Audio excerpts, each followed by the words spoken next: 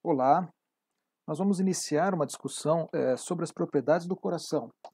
Veremos o que diferencia o músculo estriado cardíaco do músculo estriado esquelético e quais são as particularidades que fazem do coração um órgão fascinante, né? Para isso, eu costumo usar na graduação um exemplo que é do coração isolado, um método clássico, né, o método de Langendorf, que é o de perfusão retrógrada do coração, que a gente já vai entender, onde a gente consegue identificar e ilustrar bem essas propriedades cardíacas. Muito bem. Então, quando a gente fala no método de Langendorf, né, ele é relativamente um método simples, que seria de você prover o coração isolado, ou seja, se ele está isolado, ele está fora do organismo do animal, né, ele não está conectado aos vasos, não está conectado ao sistema nervoso, não está sob influência hormonal. Então, toda vez que a gente tem um coração isolado, a ideia é de que a gente está estudando as propriedades próprias do coração, independentes das influências neuroendócrinas que poderiam estar agindo sobre esse coração. Portanto, tudo que acontecer aqui com esse coração isolado, o que ele apresentar em termos de funcionalidade, diz respeito à estrutura do próprio coração. Eventualmente, você tem ainda poucos neurotransmissores residuais, mas que vão ser lavados nessa solução, né, e depois de um tempo, depois da estabilidade, você consegue realmente determinar a funcionalidade do coração de forma isolada. E também dessa forma a gente consegue identificar diretamente o efeito de fármacos, de toxinas, se eu perfundir essas substâncias nessa solução. Então, basicamente, o experimento consta de um coração isolado do organismo animal. Nesse caso aqui temos o coração de um camundongo. Uma cânula é inserida na raiz da aorta, tá? Esse coração está aqui nessa câmarazinha, onde ele está numa solução aquecida, e também com borbulhando oxigênio aqui, uma solução que pode ser de oxigênio puro ou de carbogênio, né, uma mistura de oxigênio e CO2, dependendo do tampão, né, da solução que você está usando. Esse coração, né, através da aorta, está sendo perfundido uma solução que a gente diz que é uma solução fisiológica, ou seja, uma solução que tem as mesmas características do caso do plasma desse animal, concentração de sódio, potássio, íon sódio, íons potássio, glicose e assim por diante. Também uma solução que está sendo oxigenada. Como a gente pode ver aqui, né, tem uma solução mãe. Nesse caso, a gente tem uma bomba que está levando essa solução até uma determinada altura, que a gente determina, né, pode ser determinada uma altura de perfusão, ou seja, uma pressão de perfusão constante, ou se o sistema estiver todo fechado, um fluxo constante que é dado por esse equipamento. Essa solução está percorrendo vários locais, né, várias vidrarias aqui para aquecimento, portanto ela vai chegar a 37 graus, ou a temperatura que, né, o experimentador ou o pesquisador determinar nesse coração.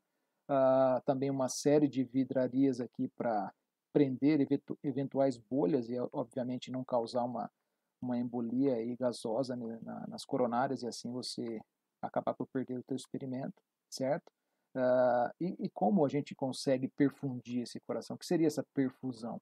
Então, na verdade, se a solução ela é colocada pela aorta, né, para quem já tem um conhecimento prévio de fisiologia, sabe que o sangue que chega no ventrículo esquerdo ele é ejetado pela aorta. Então, a aorta tem um caminho, seria um caminho de saída da câmara ventricular esquerda. Quando eu empurro, nesse caso, literalmente, né, uma solução no sentido contrário, né, por isso perfusão retrógrada, essa solução iria para onde?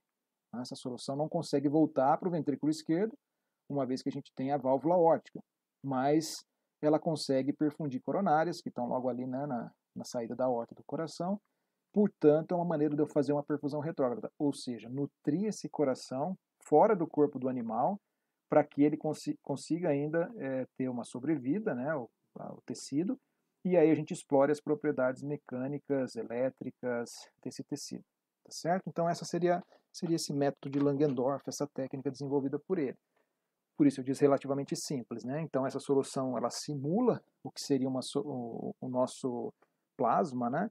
Mas ela não consegue exatamente fazer não é uma cópia perfeita. Então, obviamente, ela consegue nutrir o coração por algumas horas, mas depois de um certo tempo você vai ter, obviamente, um déficit ali por não ter as mesmas condições que teríamos no nosso sangue, no nosso plasma. Aqui, nesse caso, vocês estão vendo um sistema, está montado aqui, tem várias maneiras de fazer isso, mas aqui a gente tem um sistema para infusão, né, para controle de volume, então uma seringa que consegue colocar microlitros aqui nesse coração de volume, e aí a gente tem um balãozinho na ponta, a gente não consegue ver, obviamente, aqui, porque o balão já está inserido, é um balão plástico confeccionado pelo experimentador, que é inserido no ventrículo esquerdo, para registrar as alterações de pressão dentro dessa câmara. Então, a ideia, como a gente vê no slide seguinte aqui, é a gente ter esse balão aqui, um sistema um pouquinho mais simples, né? O balão inserido, então um balãozinho plástico, a gente consegue ter um controle do volume que está nesse balão, portanto o balão ocupa o espaço do ventrículo esquerdo, toda vez que o ventrículo esquerdo gera pressão, né? Desenvolve pressão, a gente consegue, através de um transdutor de pressão localizado aqui, registrar essa pressão e, derivando da pressão, a gente consegue estudar a cinética de contração desse coração, a gente consegue determinar a frequência cardíaca, tá, a partir desses valores de pressão. Então, o balão plástico aqui está inserido, aqui a gente tem um catéterzinho, aqui o transdutor de pressão que está levando para um sistema que vai fazer a transdução desse sinal e transformar em leitura de pressão numa tela de computador. Por aqui, né, estaria entrando a solução fisiológica, que está, nesse caso, perfundindo com uma pressão constante, então a solução está numa altura pré-determinada. E aqui embaixo a gente tem eletrodos para coleta de eletrocardiograma. Eu coloquei aqui, preferi apontar, para dizer que não existe nenhum estímulo elétrico sendo dado nesse coração, certo? Qual a ideia, então, e por que dessa aula apresentar esse método para estudar propriedades do coração?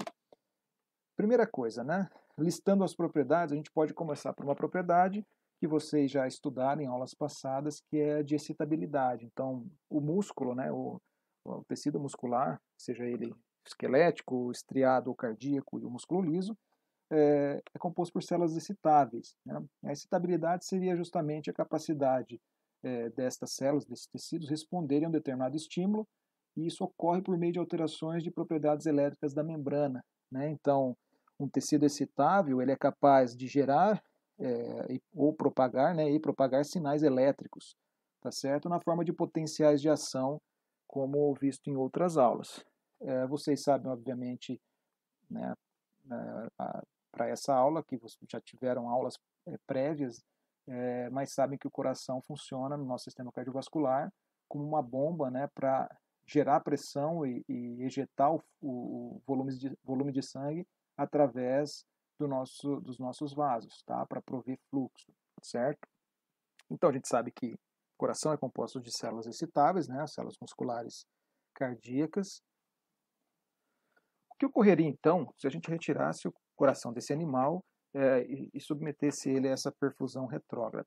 Então observe aqui que o coração está montado, né? Aqui está a cânula de perfusão, o balão já inserido. E vejam que quando a gente controla todas as variáveis fisiológicas, né, a gente ajusta então a pressão de perfusão, coloca ele numa solução a 37 graus e também já está sendo perfundido com uma solução aquecida, com concentração de oxigênio suficiente, vejam que de imediato o coração volta a apresentar contração, ele volta a bater, certo? Lembrando que esses cabos que estão aqui não são cabos que estão estimulando o coração, mas sim coletando o eletrocardiograma.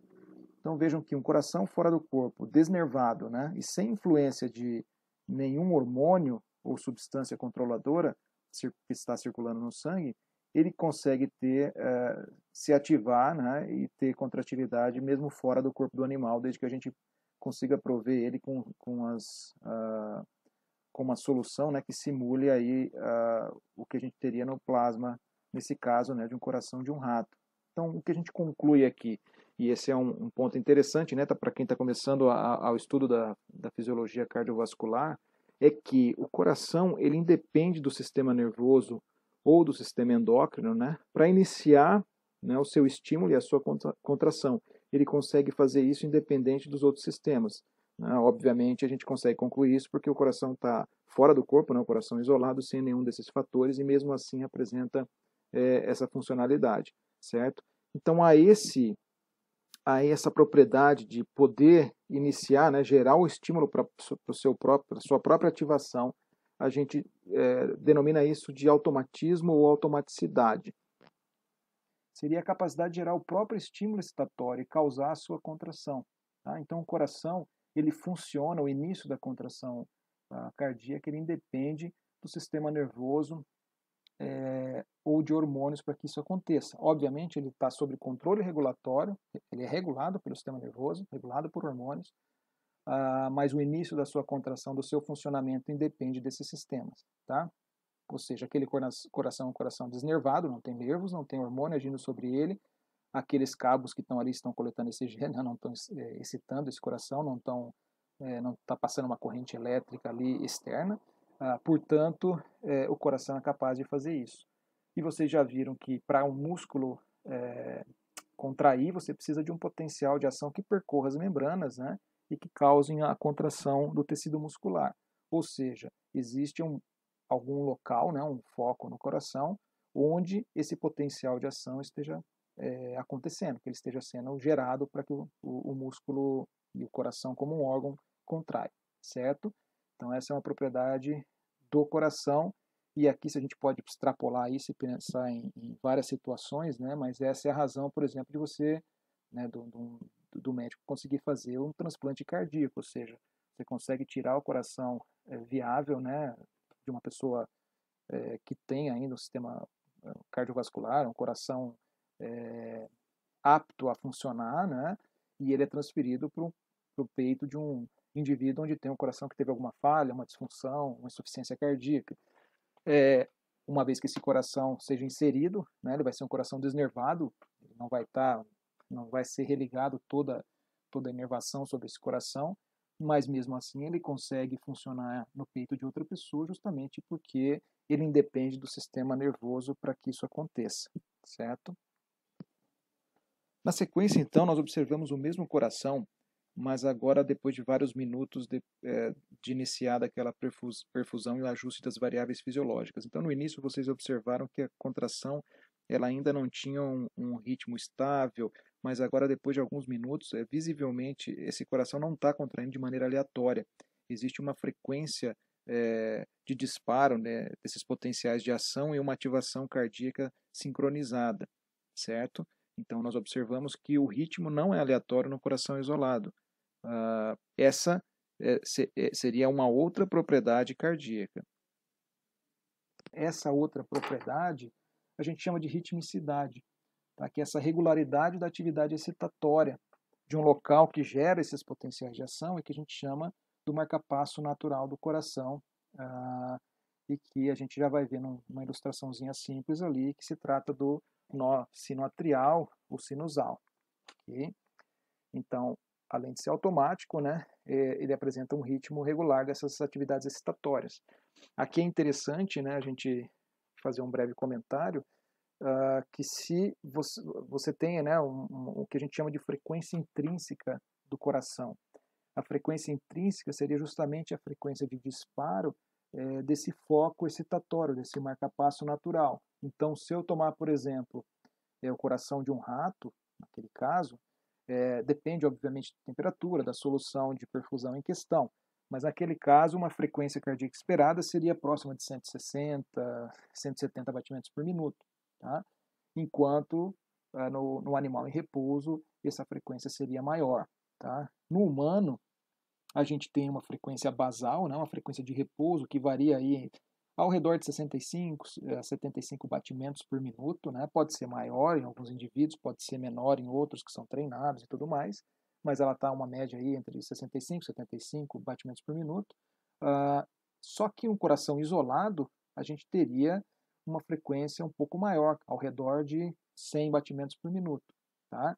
Essa frequência do coração isolado a gente chama de frequência intrínseca, se ele estivesse funcionando baseado na regularidade do seu marcapasso, independente de outras influências, tá? Porque está desacelerado, tem uma frequência um pouco mais baixa, basal, justamente porque ao repouso a gente tende a ter um predomínio parasimpático, né, que causa no nó sinusal, nesse local de excitação, uma diminuição da despolarização de suas células, portanto, diminuindo a probabilidade que essa despolarização aconteça ao longo do tempo, diminuindo a frequência de batimentos em 1 minuto, né, a frequência cardíaca, certo? Então, a gente vai estudar mais à frente essa regulação desse ritmo cardíaco, mas existe essa diferença entre frequência intrínseca e a frequência basal, ok?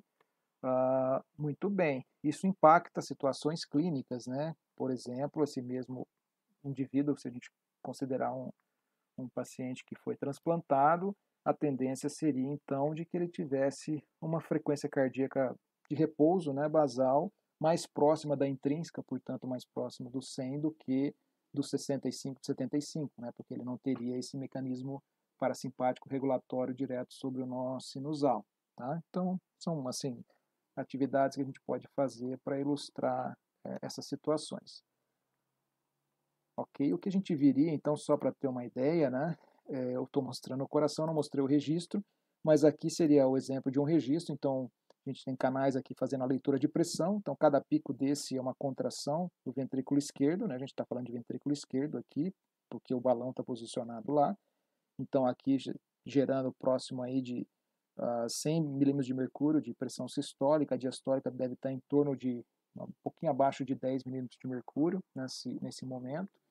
No segundo canal, a gente tem a derivada de pressão pelo tempo, então me dá uma ideia de cinética de contração, a velocidade de ativação dessa, né, velocidade de desenvolvimento de pressão, a taxa de desenvolvimento de pressão e a taxa de relaxamento, a velocidade de relaxamento do coração.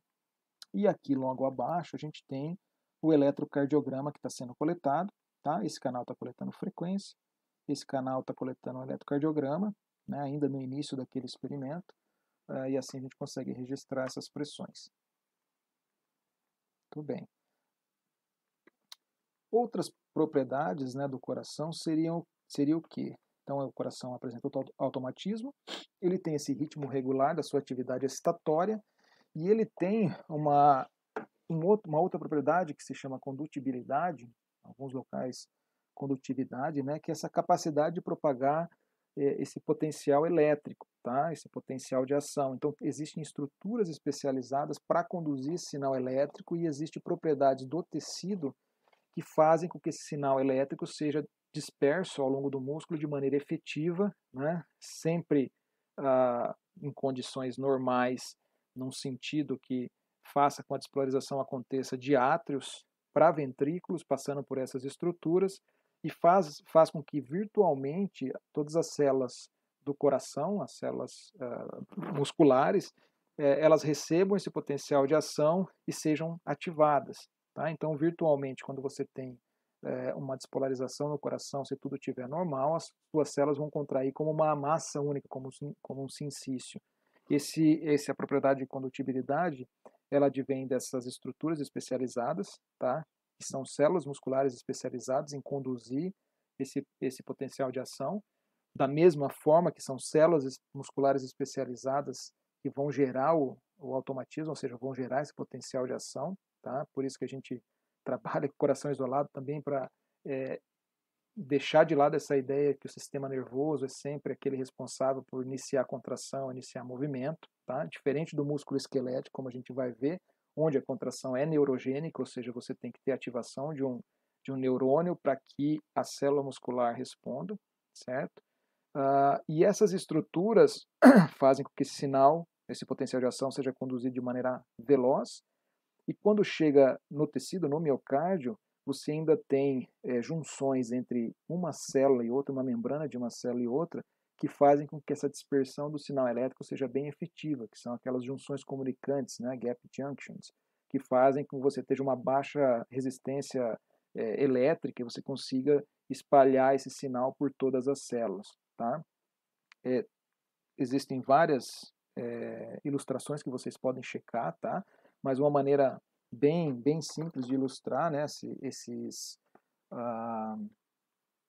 essas propriedades do coração seria a gente observar aqui, então, num diagrama simples, né, de um coração, as estruturas que são responsáveis por essa geração e transmissão, né? Aqui na entrada da veia cava superior, no átrio direito, aqui do coração, a gente tem a primeira estrutura ali, que seria o nó sinusal, né? Está localizado aproximadamente aqui, que seria a estrutura, o nosso marca-passo primário natural, tá? Que faz com que o potencial elétrico se inicie. Tá? Ele tem várias especializações de membrana, canais específicos que estão aqui, canais de membrana, que é um assunto para um outro momento, que fazem com que esse local gere o potencial de ação. Você também tem uma distribuição desse sinal elétrico para o átrio esquerdo, tá? Então esse sinal se distribui para o átrio esquerdo, obviamente não aqui por cima de aorta, né? Só estou ilustrando. E aí você tem feixes que levam esse sinal do nó sinusal ou sinoatrial para uma outra estrutura que a gente denomina de nódulo, e alguns livros textos trazem até como tradução nódulo ou nodo, tá? Que ficaria aqui, que seria o nó atrioventricular ou nódulo atrioventricular. Tá? Estaria mais ou menos nessa transição aqui de átrios para ventrículo. Depois disso, né, no septo ventricular a gente tem o feixe de His. Esse feixe se divide em ramos direito, que vem aqui para o lado direito do coração, ramo esquerdo, e aí em fibras de Purkinje que vão distribuir esse sinal aqui dentro do miocárdio, e como eu disse para vocês também, essas junções comunicantes que fazem com que esse potencial se espalhe, né, para todas, se propague para todas essas células miocárdicas. Então veja que você tem uma sequência de eventos, portanto uma despolarização que se inicia no átrio direito, tá? Transmite-se para o átrio esquerdo, ao mesmo tempo que vai para o feixe, para o nódulo atrioventricular. Você tem um retardo desse sinal, né? Esse sinal se lentifica um pouco aqui, o que é importante para que a gente tenha esse sincronismo entre contração atrial, contração ventricular. Depois disso, passa no feixe de His, no septo cardíaco, despolariza a ápice e, por último, as bases dos ventrículos, certo? Então, essa é sempre uma sequência de eventos elétricos que acontecem durante uma geração de um potencial de ação, né? Portanto, que vão terminar em uma contração de átrios e ventrículos. Tá? E depois, obviamente, você tem a repolarização sequencial, né, dessas células, e tudo isso, né, essas alterações elétricas que acontecem no coração, essas alterações que acontecem nas superfícies das membranas, portanto, a superfície do órgão, ela é possível de ser identificada, captada, né, e lida na forma de um eletrocardiograma, tá? Que é a maneira da gente avaliar esses eventos elétricos que estariam acontecendo no nosso coração, certo? E vão dar padrões, obviamente, de ondas, e essas alterações desses padrões de ondas podem indicar alterações de funcionalidade, da saúde desse órgão, ok? E por último, né, a propriedade cardíaca de contratilidade, como sendo um músculo predominantemente, né? Você tem, obviamente, o tecido de sustentação ali, o tecido conjuntivo, mas a grande massa é muscular de um coração. A propriedade de contratilidade, que de maneira simples seria essa capacidade de gerar tensão e encurtamento, né? O que para um órgão tridimensional ali vai gerar pressão.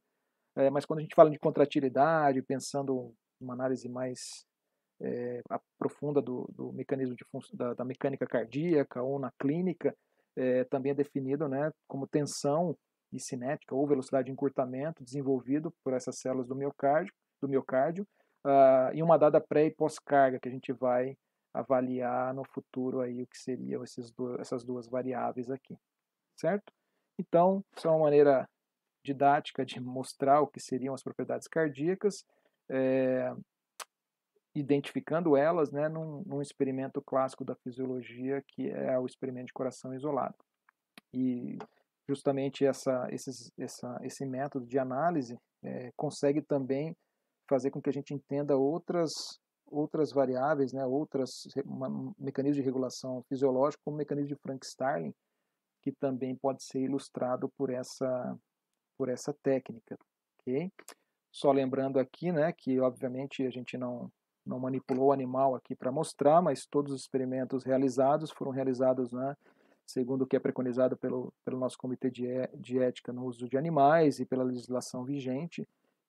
E, obviamente, como a gente já não usa mais animais para prática em fisiologia, essas videoaulas têm servido para substituição, né, dos animais nas práticas, e nesse caso específico, o animal não foi usado para a prática especificamente, ele foi usado para os experimentos de mestrado do aluno João Peixoto, que estava ali nas referências, e a gente só simultaneamente coletou as imagens para poder montar essa aula. Espero que tenham aproveitado. Até mais.